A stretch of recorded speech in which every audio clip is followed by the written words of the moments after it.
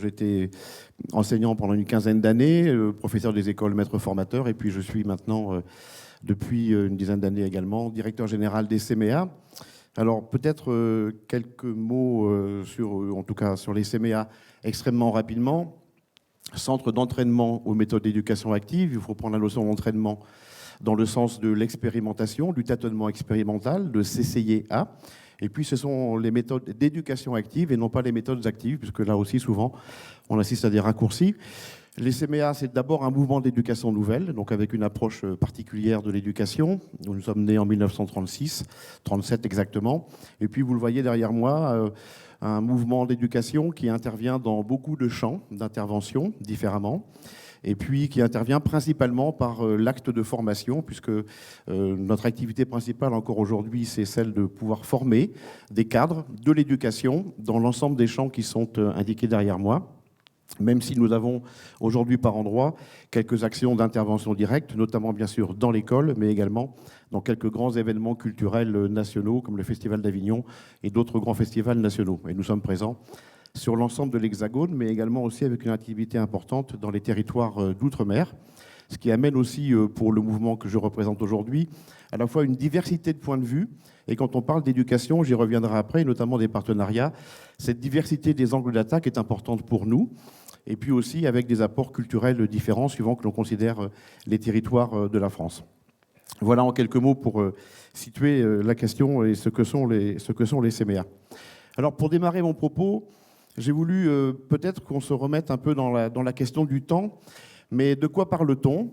Eh bien, quand on prend une année complète, c'est-à-dire 365 jours, et que l'on fait les calculs que j'ai tenté de faire modestement sur le panneau qui est derrière moi, eh bien, on peut mesurer que l'école représente à peu près 1000 heures dans la vie d'une année.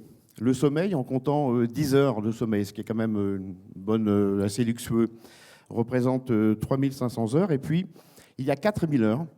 4000 heures qui constituent ce que j'ai appelé les autres temps.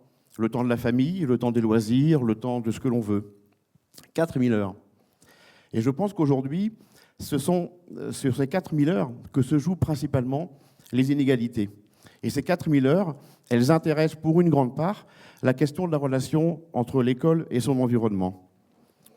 Alors, bien sûr, quand on pose les choses de cette façon-là, il convient sans doute de dire qu'il y a de l'intérêt et de l'importance à travailler sur la complémentarité entre ce qui se passe en matière d'éducation dans ces différents temps, le temps de l'école, bien entendu, mais les 4000 heures qui constituent les autres temps. Parce que c'est le même individu qui se déplace dans cette temporalité, la même personne, le même enfant, le même jeune.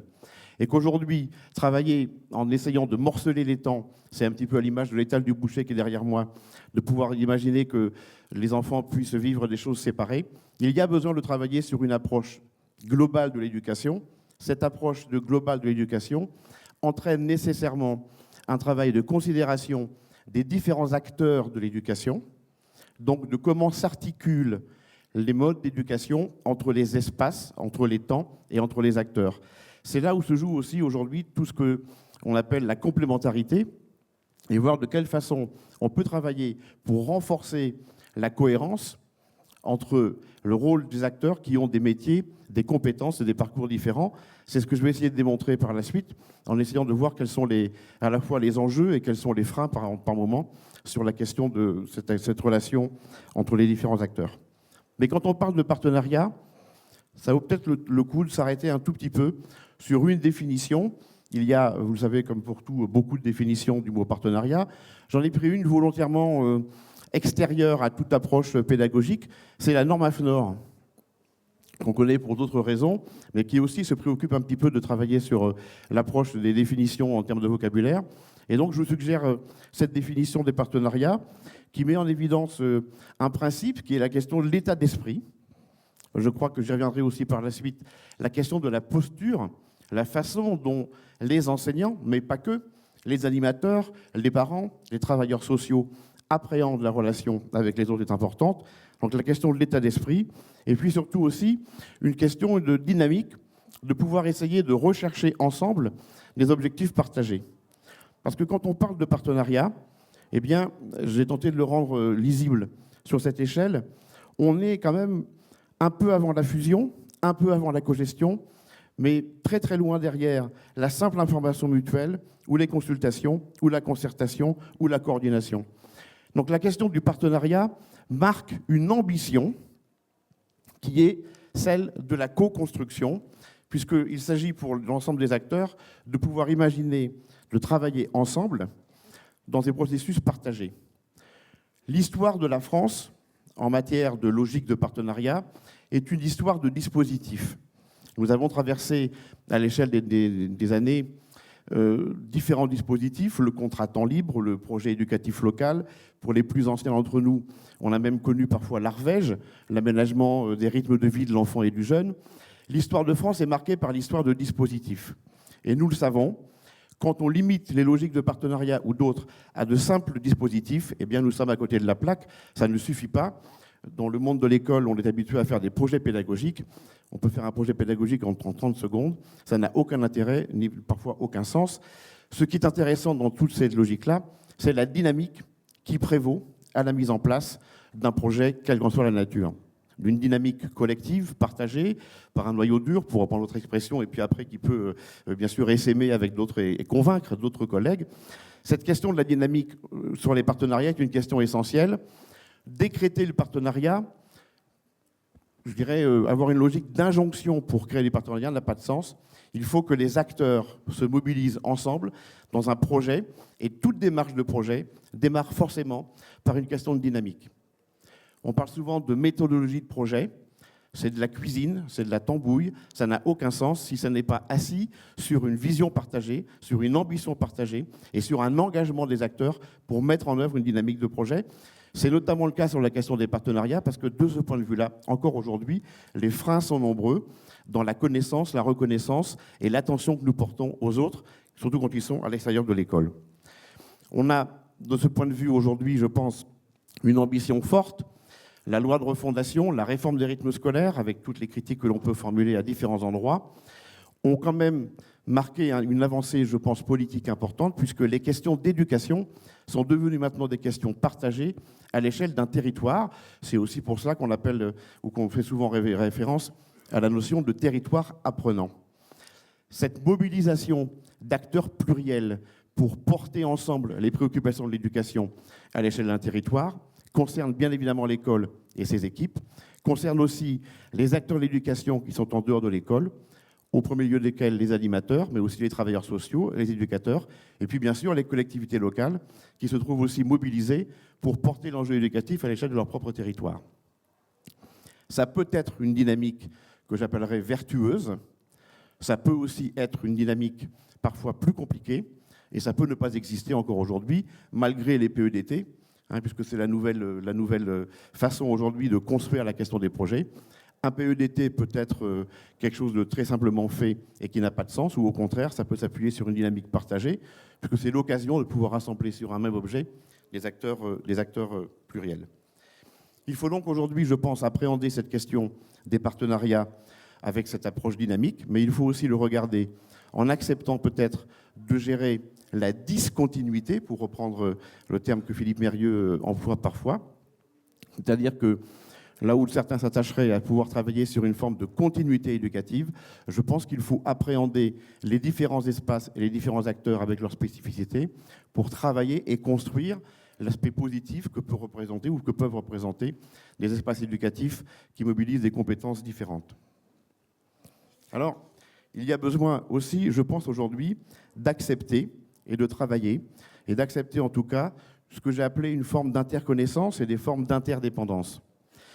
Construire les partenariats, ça veut dire considérer les autres, ça veut dire aussi accepter la logique du compromis. Il ne peut pas y avoir dans une logique de partenariat, au sens où je l'ai défini dans mon petit schéma horizontal, d'un sentiment de supériorité qui consisterait à penser, par exemple, que c'est à partir des préoccupations de l'école que se construisent les choses. Travailler en partenariat, c'est donc travailler pour essayer, à partir des cadres de référence et des compétences de chacun, de construire ensemble une logique partagée. Donc, accepter de perdre un peu de son indépendance, accepter aussi de mieux connaître l'autre, de façon à aussi peut-être faire une partie du deuil de ce que certains appellent le jardin des certitudes. C'est pour ça que j'ai mis une petite image qui fait référence à ce jardin. Et donc s'inscrire dans une posture de dialogue, d'ouverture pour bâtir des ponts culturels. Les métiers que j'ai évoqués rapidement, mais j'y reviendrai, animateurs, éducateurs, enseignants, sont des métiers différents, aux cultures professionnelles différentes, et pourtant ce sont les acteurs qui interviennent dans des moments différents de la vie d'un enfant ou du jeune sur le même territoire. Donc il y a besoin, pour rendre effective l'alliance éducative, qui est une notion à la mode encore en ce moment, pour rendre effective l'alliance éducative, il faut accepter de part et d'autre de pouvoir considérer la culture professionnelle du partenaire qui est en face de moi, de maîtriser les cadres de référence, donc de pouvoir travailler sur des éléments de connaissance réciproque pour construire ce que j'ai avec un petit point d'humour. Un de mes collègues a parlé de mariage homo-éducatif.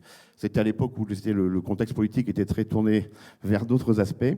Pour construire cette question, le mariage homo-éducatif, il faut accepter forcément de connaître et de reconnaître les compétences et les champs d'intervention de l'autre. Il faut donc lutter contre les stéréotypes, l'image de l'école portée par des animateurs en formation, l'image de l'école portée par des éducateurs en formation, mais aussi l'image des animateurs portés par les enseignants dans l'école, l'image des éducateurs portés par les enseignants dans l'école. Nous sommes tous, parfois par méconnaissance, porteurs de stéréotypes, de visions, d'un point de vue, d'un a priori sur l'autre. Eh bien, une étape importante pour travailler et construire le partenariat, c'est au moins de pouvoir peut-être les poser et puis les dépasser. Il y a quelques années, j'ai été un des premiers à tenter, à l'époque où j'étais directeur des CMA de Haute-Normandie, une formation conjointe continue d'enseignants et d'animateurs en formation pour les formations qu'on appelle maintenant aujourd'hui le BPGEPS, qui est une formation, le brevet professionnel d'animateur jeunesse, éducation populaire et sport.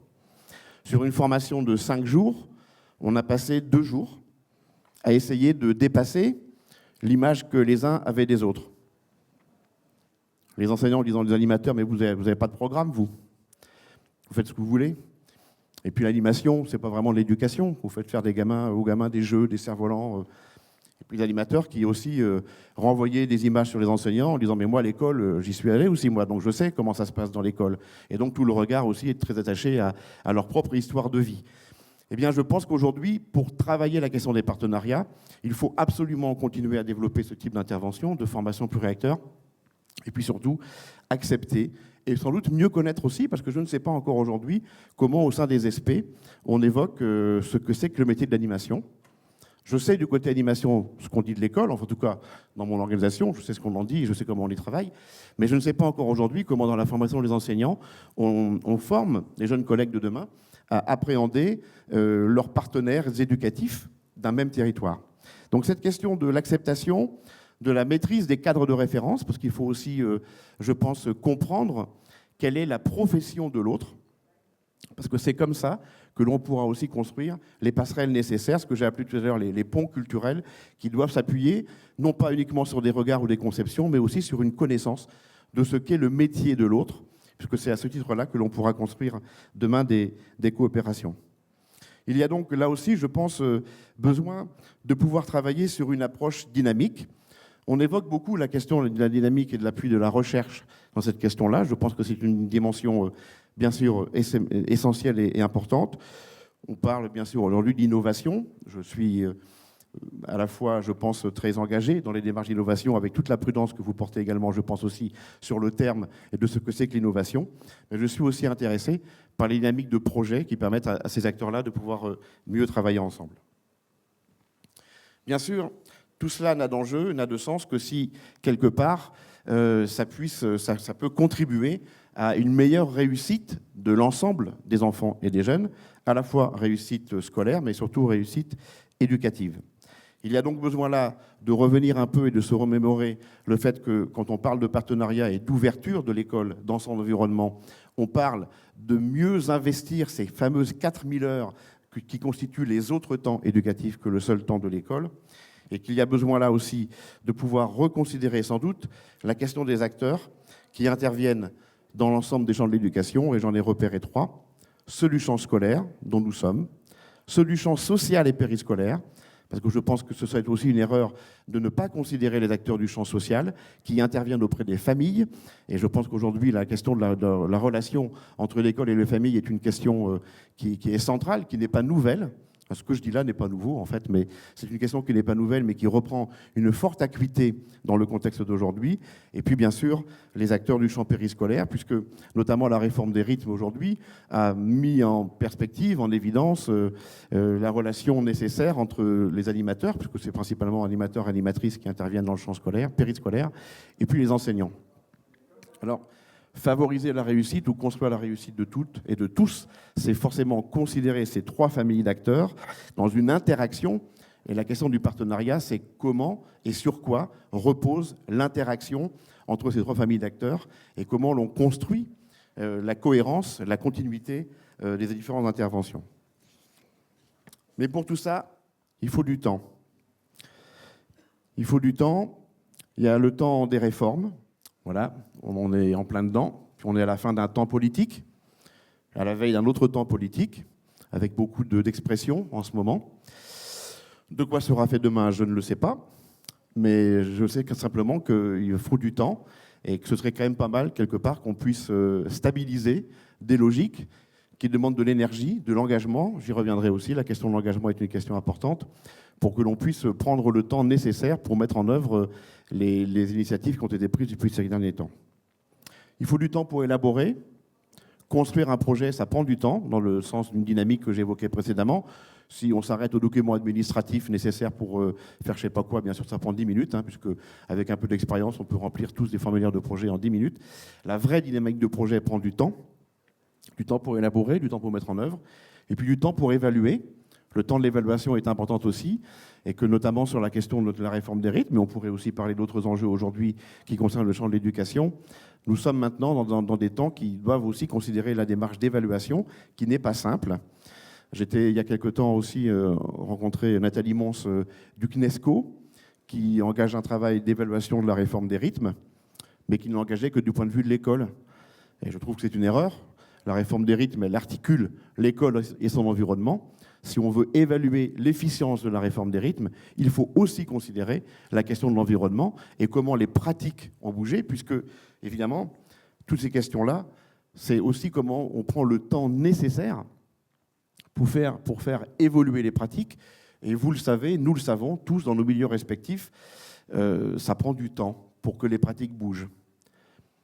Autrement dit, aujourd'hui, si, avec l'ouverture de l'école dans son environnement, le fait que des enfants finissent plus tôt et fassent des activités périscolaires, si ça ne vient pas changer les pratiques de l'enseignant, si ça ne vient pas modifier les pratiques de l'animateur,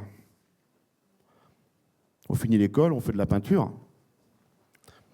Mais ce n'est pas ça le sens du partenariat. Ce n'est pas ça l'enjeu de travailler sur la réussite éducative.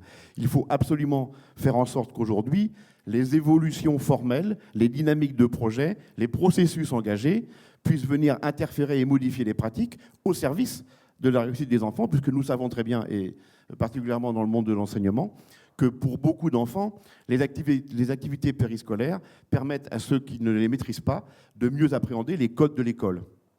Ce n'est pas pour rien si dans les familles d'enseignants de classe supérieure, de classe moyenne, tous les enfants, quasiment le mercredi, font musique, piano, sport. Voilà.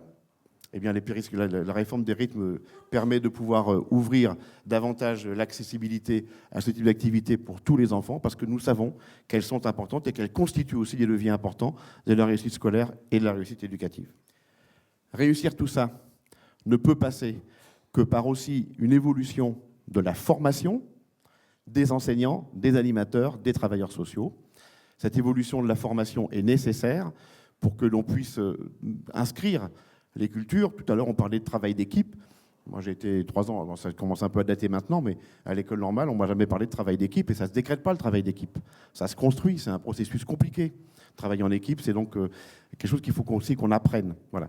Donc il y a beaucoup de choses qui relèvent d'enjeux aujourd'hui, je pense, dans la formation initiale, mais également de la formation continue, notamment dans la capacité aujourd'hui à construire des formations ou des espaces de formation continue qui fassent travailler et réfléchir ensemble ces différents acteurs que je viens de nommer. Et je voudrais conclure, parce Il faut que j'arrive à la conclusion de cette mini-conférence. Mais je vais conclure avec un petit pas de côté. Je vais laisser la conclusion à un médecin psychiatre qui s'appelle Lucien Bonafé, qui a été un des pères fondateurs de la psychiatrie de secteur et était compagnon de route des CMA. Un pas de côté parce que Lucien Bonafé, il a beaucoup travaillé, bien sûr, son champ de compétences, c'est la question de la psychiatrie. Et puis comme l'intervention que je vous propose, le court extrait, date maintenant d'une quinzaine d'années, il va y évoquer les asiles. Alors, pour ne pas laisser place à une forme d'interprétation abusive, je ne compare pas l'école aux asiles, mais je vous demande, quand il va parler asile, si vous mettez école à la place, peut-être de mesurer la force des enjeux et du propos qui est le sien.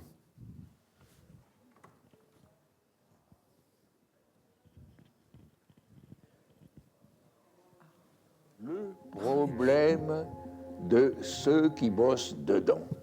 Si les gens qui travaillent dans le système ne sont pas eux-mêmes les promoteurs du changement, nous sommes dans le monde de l'absurdité. C'est pas avec un décret d'en haut, avec une loi qu'on va dire qu'on va changer le monde des asiles. Il faut que le monde des asiles évolue de telle sorte qu'il devienne lui-même le producteur de sa propre mutation. Et ça, cette idée de remettre en place le monde asilaire pour qu'il tourne aussi rond que la circonstance historique le permet, mais qu'il tourne en même temps qu'on fabrique, avec l'arme principale qui est l'état des CMA, le virus de sa mutation, afin que lui-même devienne l'auteur de sa mutation, ça fait partie de ce que je vis, moi, comme la profondeur la plus profonde de la pensée démocratique. Bon sang, c'est bien aux gens de changer eux-mêmes le système dans lequel ils sont engagés. C'est bien aux acteurs eux-mêmes de changer et de faire évoluer les structures dans lesquelles ils sont engagés. C'est ça que je voulais dire aussi, puisque ça nous appartient ensemble de pouvoir faire en sorte que les choses bougent. Et l'innovation passe aussi par nos propres capacités aujourd'hui à porter les éléments du changement. Voilà, je vous remercie.